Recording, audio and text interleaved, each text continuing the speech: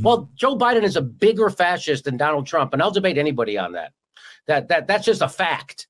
And so when people say that Joe Biden is some kind of an antidote to Donald Trump, Joe Biden is worse. He's a worse president than Donald Trump. And again, by any metric, he is worse. Yeah, one thing I will tell people is that just because you can dislike Donald Trump, but just because you dislike him doesn't mean he colluded with Russia. That's right. It's just like, right.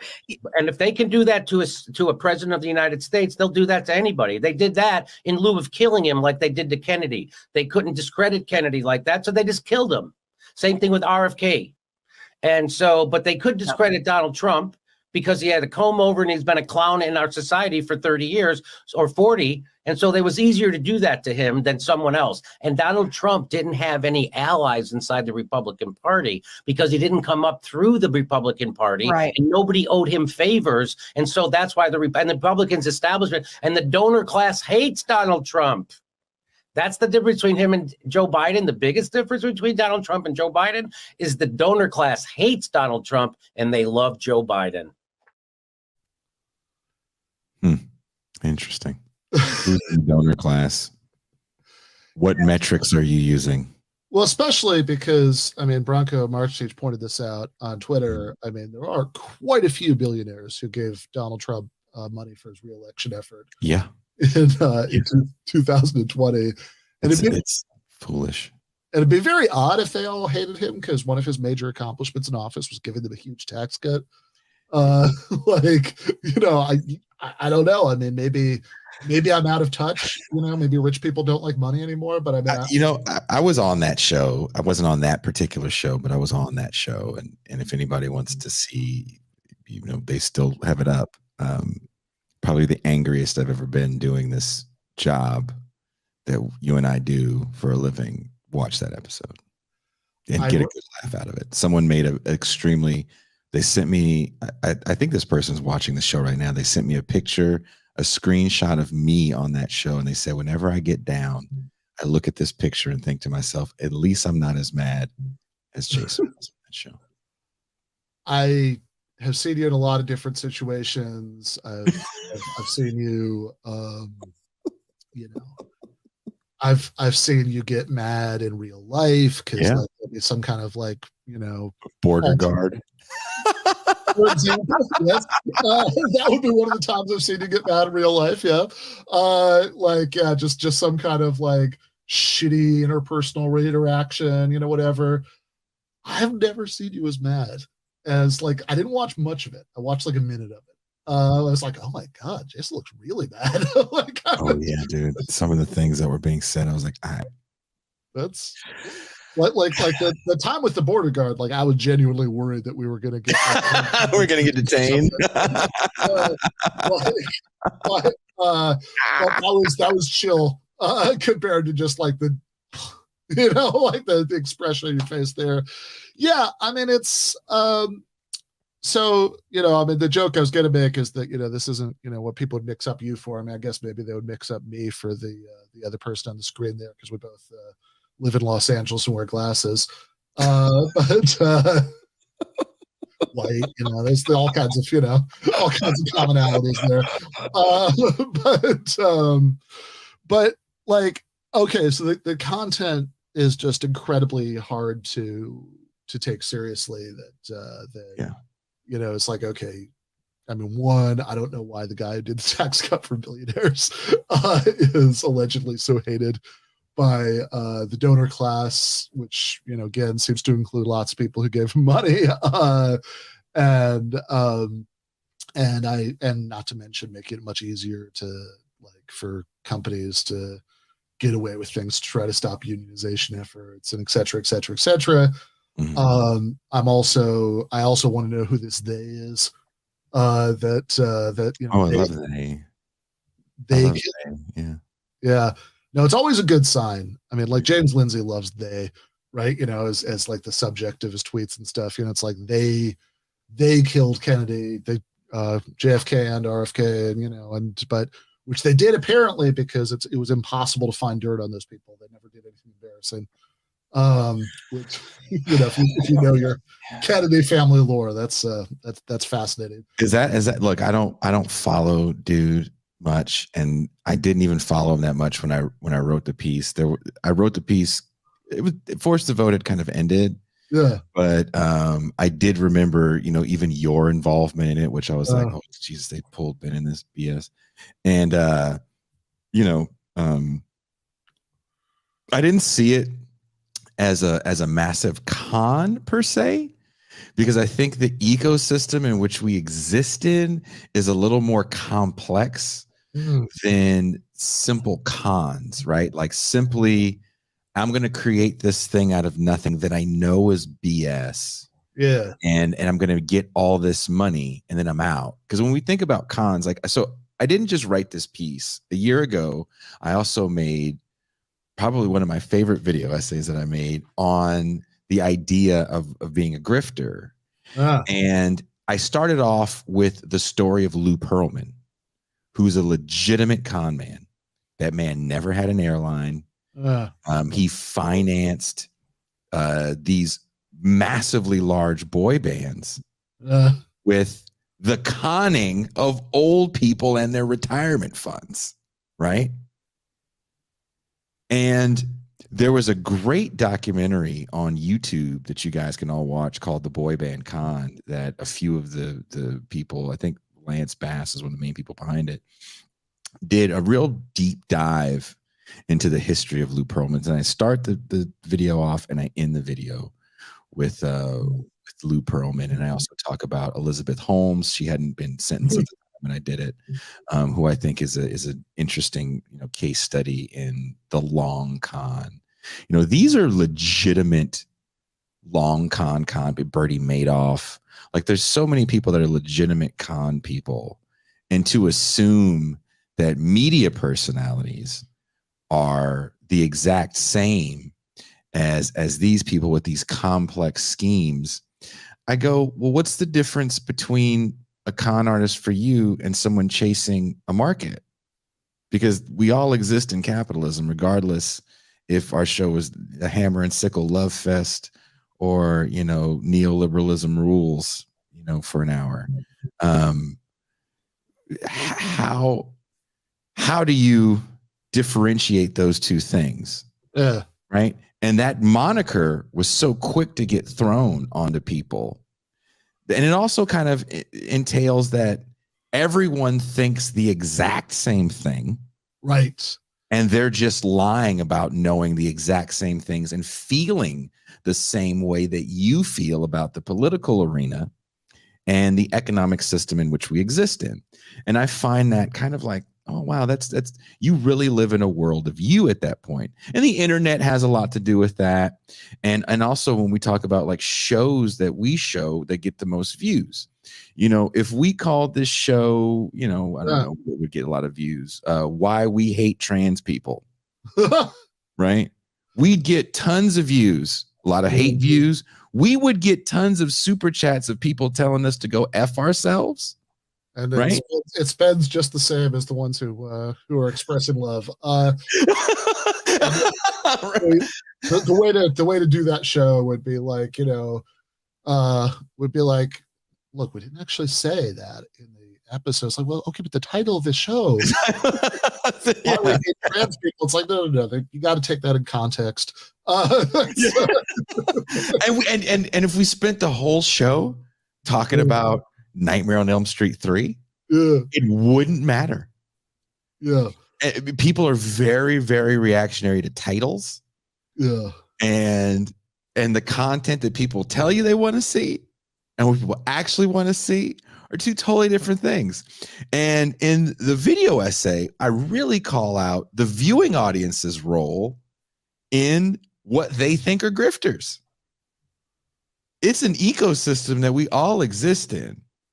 Jimmy Dore may believe, and I do believe he believes. One of our friends that shall remain nameless told us a story about another friend who's no longer here with us that shall remain nameless about their encounter with Jimmy Dore, and really like, maybe this guy is a real deal true believer. And he's an older cat. of a different generation that does exist in an online sphere. And what happens when a lot of stuff you say, people go, yeah, you're right. You do have a lot of yes men on a weird level when you do stuff like this. I had a good friend that did some board work for like the Michael Savages of the world on the radio station that he worked in. Oh, man, And he said, a lot of these people maybe don't 100% believe it, but when you do it every day for so long, sometimes these beliefs kind of seep into who you think you are. So sure, I'm sure Jimmy Dore believes that Democrats suck. He's also kind of, captured by the electoral system. He's kind of captured by overly simplistic narratives, and he's captured by commenting on the world as if everything is sports talk. So you have to, as Jim Rome always says, who I don't like, have a take and don't suck. And that's kind of this style of show. I don't want to say media, this style of show. I'm going to have a take. It's going to be very, very outrage filled. And this brings back a character that I think is extremely important for this moment, is Morton Downey Jr. And it feels as if you want to say Jimmy Dore is a con man or playing a role, the only role I see Jimmy Dore playing at this point is the role of a wannabe Morton Downey Jr. Morton Downey Jr. was born a Democrat. He was actually good friends with the Kennedys as a young person. But by the time he has his show, the Morton Downey Jr. show, he is to the right of Republicans. He had Ron Paul on the show, and he was far to the right of Ron Paul. And the audience is made up of young people, teenagers, and they love Morton Downey Jr.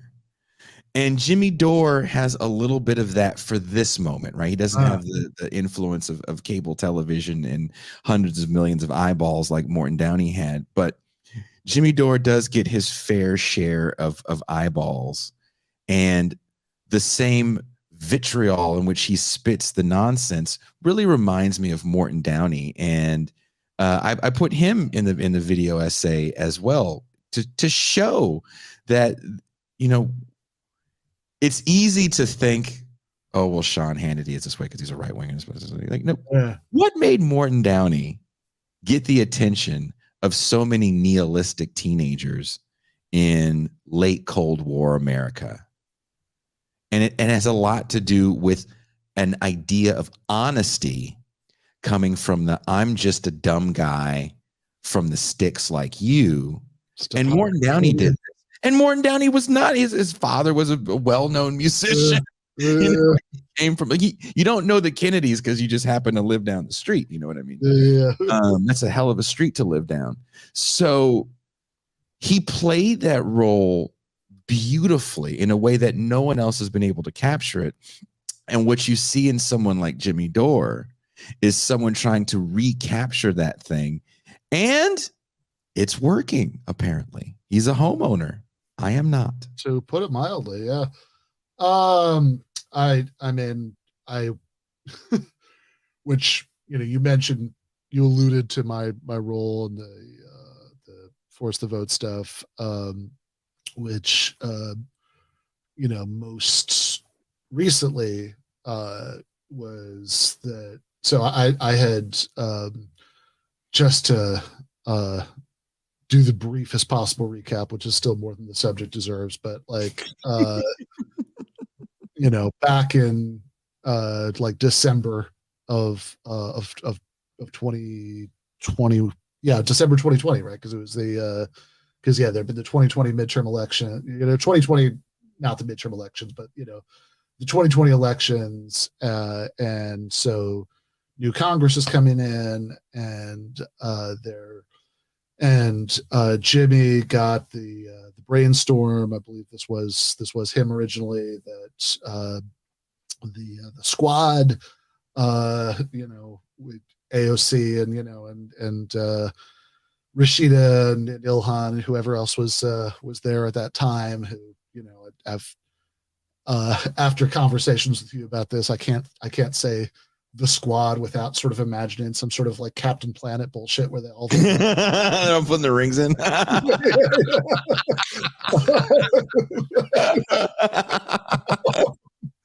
kind of badass. But that they needed to not to just not vote for Nancy Pelosi as like the new speaker of the for have Nancy Pelosi be the new speaker of the House for the next session as she'd been for the last bunch, but because like Pelosi sucks and they just shouldn't vote for her, but they should like tactically threaten to not vote for Pelosi in order to extract this concession that there'd be a floor vote on Medicare for all. And at the time that happened, I wrote an article for Jacobin where I basically said that didn't make sense to me. I thought it was kind of a dumb idea because that's 2/3 of Congress was like very openly opposed to Medicare for all, made no bones about it, and so I don't really know what you're supposed to get out of a symbolic landslide defeat. Like how that's supposed to like add some sort of momentum or public pressure for Medicare for all, as opposed to just making it look more marginal. And yeah, this idea that people were gonna people were gonna rise up and like they were gonna be so shocked that their congressman voted against this that they'd run them out of office because it was the middle of a pandemic and people lost their health insurance. Like, yeah, okay, we're trying to get checks. Yeah, but except that there had just been a presidential election in which, in the Democratic primaries, Medicare for all was like the big policy issue that was being debated, and the guy who was openly against it won. And I don't think he won because people like didn't want Medicare for all. I just think that like most Democratic primary voters didn't take very seriously the idea that it was going to happen. It didn't seem like something that was really going to happen, so they didn't vote based on it. So in any case, I wrote this article for Jacobin, and then there was a lot of back and forth. To this day, I will still get like one of the groups of people who are the most likely to like track me down and like send me like angry like DM messages on some like platform that I don't have as filtered, are people who are like mad at me that I didn't support Force the Vote in January 2021. I mean, that still happens. That's he got people very, very, very riled up about this. And then this year, and back in January, when the Republican speaker race was happening, Kevin McCarthy and some of the sort of nuttiest, maggiest Republicans managed to hold that up and vote against him and extract some concessions. There was a lot of force the vote would have worked. Now, I thought and still think that you're not really comparing apples to apples here, that they weren't like wasted their time demanding symbolic floor votes, stuff that they didn't have the votes for. They were demanding like committee hearings. There were a lot more of them and blah, blah, blah. Which Jimmy Dore thought was stupid, committee positions. Yeah. Yeah. Yeah. I remember that. He was like, get out of here with committees. What are you talking, it's like, yeah, that's lame. Right. It's like, that's not exciting, committee assignments, which is very telling. But in any case, so another media figure who I have, who I'm not going to drag into this right this second, although she did, she dragged me into this at the time, was like, hey, remember that at Ben Burgis article about, we shouldn't, about like force the vote was a dumb idea. I'll bet you're regretting that now. I was like, no, I still think so. Whatever. We went back and forth about it. Jimmy got involved in this conversation, and I invited him on this show to say whatever he had to say to me.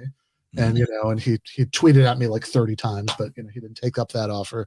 And in the course of it, to be fair, I don't remember whether it was him or whether it was one of his the chorus of people who chime in on his tweets to agree with him, like the little creature on Jabba the Hutt,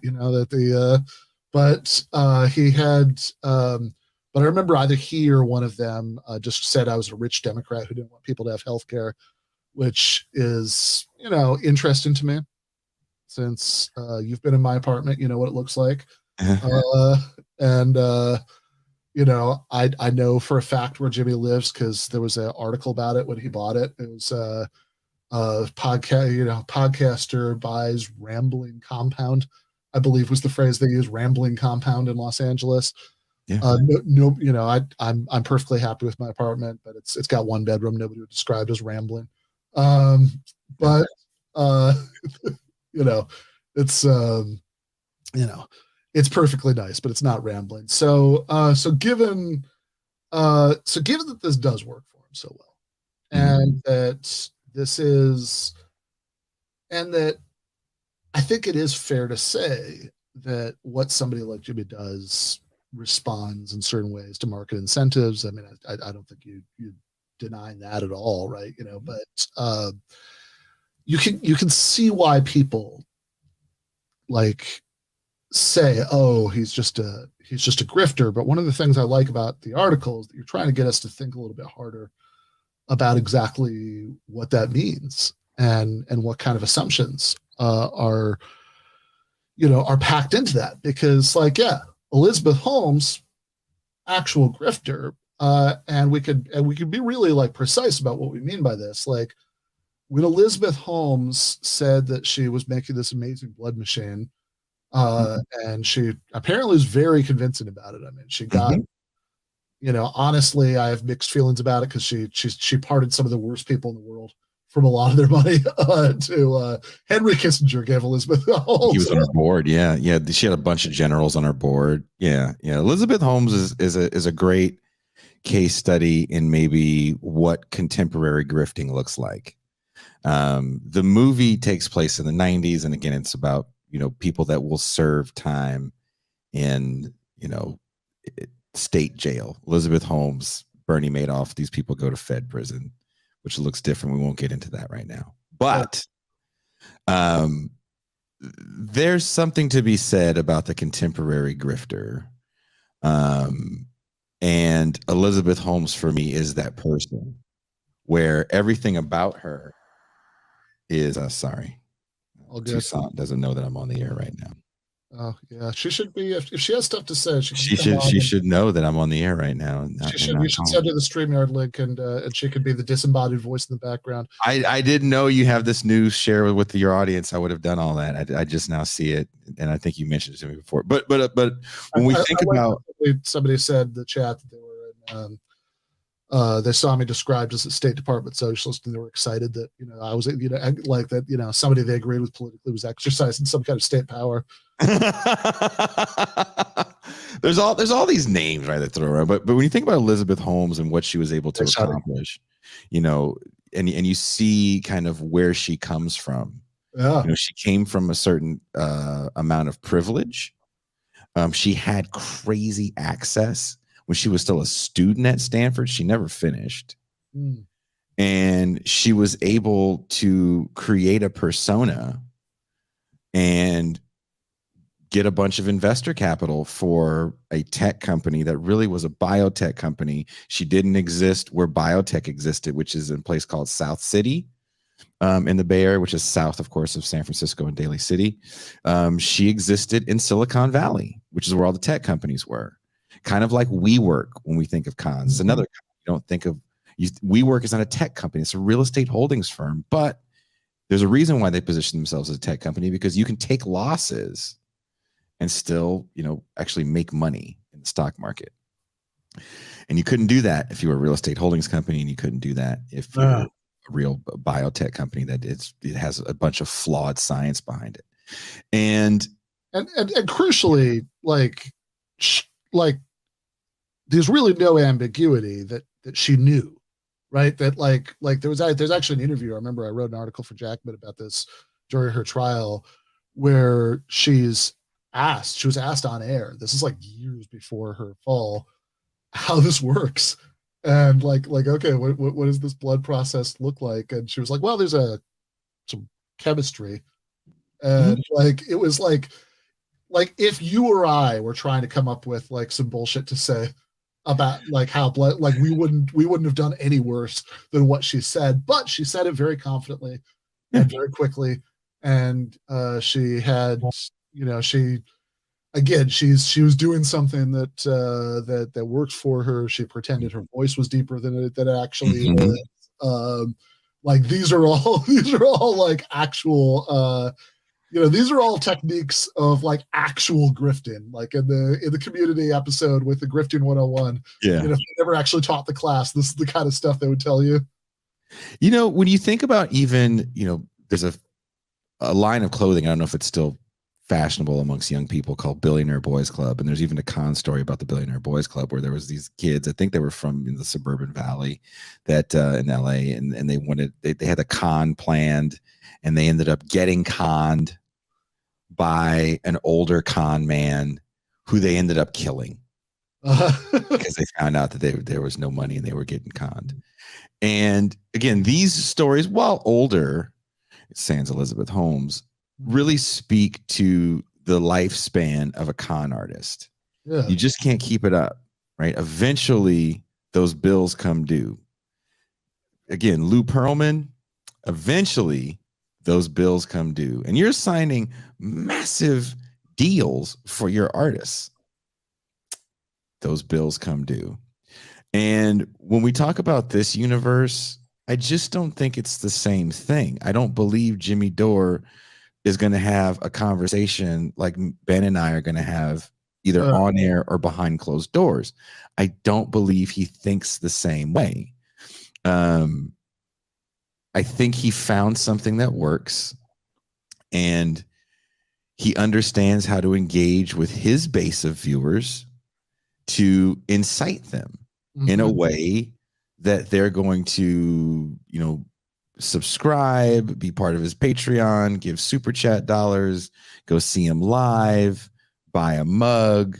He understands how to have that conversation. If you look at what Forced to Vote really is and how people try to do a certain amount of mental gymnastics to say, well, everything about vote forcing is the same. And it's just a strategy. It's like, well, you have to take everything into a certain amount of context. You have to understand how political power works. You have to understand timing. You have to know what people really want and what they're asking for. And all these things are different. And it's not just a straight line of you just do this thing and then that thing will happen. And there became a divide between people that were all about that and people that weren't. And we never really took a stance on it on our show because we didn't think it was anything to talk about, and definitely didn't, make any of that force the vote quick couple $100 that some people made, right? But we've lost people because, maybe I and my big mouth have mentioned that I thought it was silly. And I remember we had one person that would actually be a very, very generous donor to the show during live streams. And he just was like, oh, you guys aren't forced to vote, then F you guys. And definitely that sucks, but it just is what it is. Once Derek Varn on the show mentioned Sam Cedar and Jimmy Dore's name to kind of illustrate a point, and the amount of views that clip got, it's still funny. He just mentioned a name, and it really speaks to how people get emotionally involved. Gene had maybe part of the title of the clip. Yeah, Sam Cedar, Derek Varn explains somebody ripped somebody a new butthole. It's that kind of stuff really triggers people because ultimately this is just team sports. What team are you on? And if you're talking bad about my Denver Broncos, well, you know what? F you, buddy.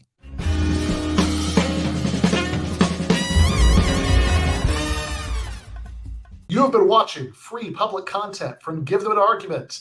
To access every single episode of the show, the main show on Monday nights, all of the streams, all of the debate breakdowns, all of the patron-exclusive postgames on Monday nights, all of the patron-exclusive bonus episodes every week, and much, much more, go to patreon.com/Ben Burgis. I cannot resist ending this with, don't be foolish.